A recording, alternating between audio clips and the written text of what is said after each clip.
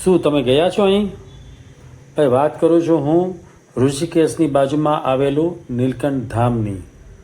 કારણ કે નીલકંઠ ધામ ઋષિકેશ તો ઘણા જાય છે, પરંતુ નીલકંઠ ધામ નથી જતા. નીલકંઠ ધામ ઋષિકેશથી ફક્ત ને ફક્ત 32 કિલોમીટર દૂર છે અને ઊંચાઈ ઉપર આવેલું છે. તો તમને પહાડ જોવા મળશે, નદી જોવા મળશે અને વરસાદની સિઝનમાં ઝરણા પણ જોવા મળશે. આ જે જાય છે ને નીચે, એ રાફ્ટિંગ થઈ રહ્યું છે. આ ગંગા નદી છે. તો અહીંનું જે વાતાવરણ છે એ કંઈક અલગ છે. એકદમ પ્રાકૃતિક સૌંદર્ય તમને જોવા મળશે. અને હા, તમને એ તો કહેવાનું ભૂલાઈ જ ગયું કે આ નીલકંઠ ધામ કઈ રીતે વખણાય છે. કારણ કે અહીંયા શિવે જાતે વિષ પીધેલું. આની પણ હું તમને કહાની નેક્સ્ટ વિડીયોમાં કહીશ.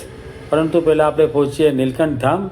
કારણ કે રસ્તો ઊંચાઈવાળો છે અને સાથે બસમાં જવાનું હોય છે. હા, નીચેથી જીપ મળે છે, પણ તમને નહીં ફાવે. એના કરતાં બસમાં જાઓ અથવા તો પ્રાઇવેટ કાર લઈને જાઓ તો તમને વધુ મજા આવશે. અને અહીં તમને પ્રસાદી પણ મળે છે. અહીં તમને હિલ જેવો અનુભવ પણ થશે. અને હિલ સ્ટેશનની મજા માણવી હોય ને તો નીલકંઠ ધામ તો જવાનું એટલે જવાનું જ ભાઈ.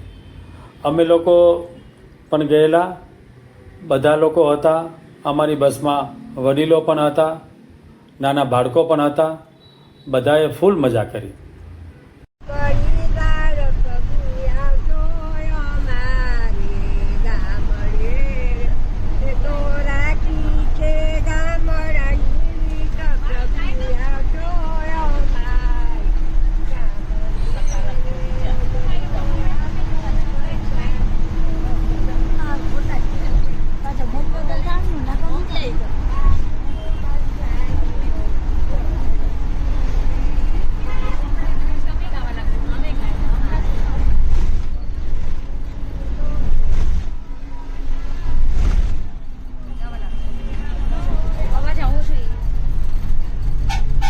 ચાર ચોકડી થઈ ગયો બાકી પૂરેપૂરી.